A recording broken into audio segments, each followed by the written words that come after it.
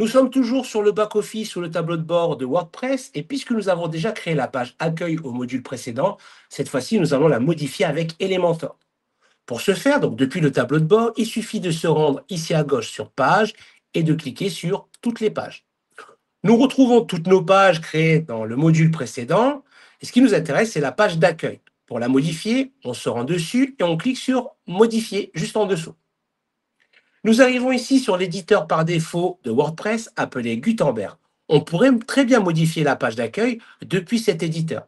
Mais nous allons plutôt utiliser l'outil ou l'extension Elementor pour la modification. Donc on clique sur Modifier avec Elementor. Après un court chargement, vous arrivez sur une interface différente. C'est l'éditeur visuel d'Elementor. À gauche, une barre avec tous les éléments disponibles, titre, image, éditeur de texte, bouton, etc. À droite, un aperçu de votre page en temps réel. Voyons maintenant les bases de la structure. Pour bien comprendre Elementor, utilisons une analogie avec une maison ou une boutique.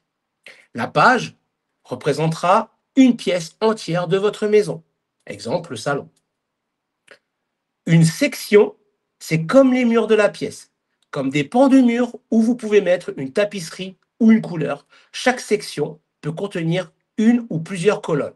Et les colonnes seront comme les meubles ou les étagères placées contre ces murs, contre ces sections. Elles structurent l'espace et permettent de ranger vos contenus côte à côte. Par exemple, une section avec deux colonnes, à gauche une image, à droite un texte. Et enfin, les widgets ou les blocs, tels que titre, image, bouton, etc., représenteront la décoration et les objets qui donnent vie à la pièce. Cadre, lampe, affiche, etc., comme vous le feriez pour une pièce de votre maison.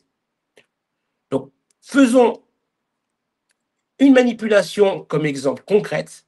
Donc, je vais choisir d'abord de créer une section. Pour créer une section, je peux le faire en cliquant ici dans la rubrique mise en page sur conteneur ou sur grille. Sinon, je peux le faire en cliquant directement ici sur le plus. On me propose deux types de mise en page. Je ne rentre pas dans les détails. Flexbox et grille sont fondamentalement à peu près la même chose. Ce sont des notions propres à un langage informatique qu'on appelle le langage CSS. Je ne rentre pas dans les détails. Nous, ici, nous sommes sur la création de pages sans codage. Donc, je vais choisir Flexbox. Et là, j'ai plusieurs structures proposées avec une colonne, deux colonnes, quatre colonnes, trois colonnes, etc. Pour l'exemple, je vais prendre une structure ou une section composée de deux colonnes.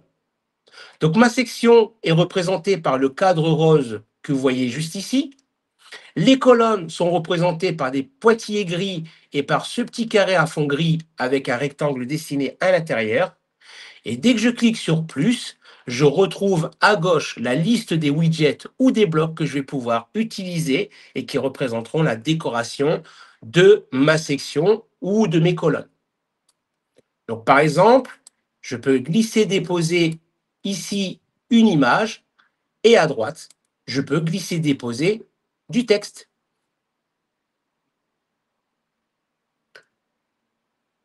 Ainsi, vous construisez une boutique numérique accueillante où vos visiteurs ont envie d'entrer. Dans la vidéo suivante, nous allons concrètement créer notre page de A à Z, notre page d'accueil de A à Z. Donc la vidéo sera un petit peu plus longue, mais c'est pour vous donner un exemple, une idée ou une base sur laquelle vous pourrez vous reporter, vous référencer pour créer votre propre page d'accueil. N'hésitez pas à vous en inspirer et n'hésitez pas également à vous inspirer de ce qui existe déjà sur le net, d'accord? Bien évidemment, vous allez la personnaliser avec vos propres couleurs, etc. Mais ça vous permettra d'avoir une idée de ce que la page d'accueil devrait, à quoi devrait ressembler votre page d'accueil, pardon, pour qu'elle soit conforme et agréable à la visite et aux visiteurs.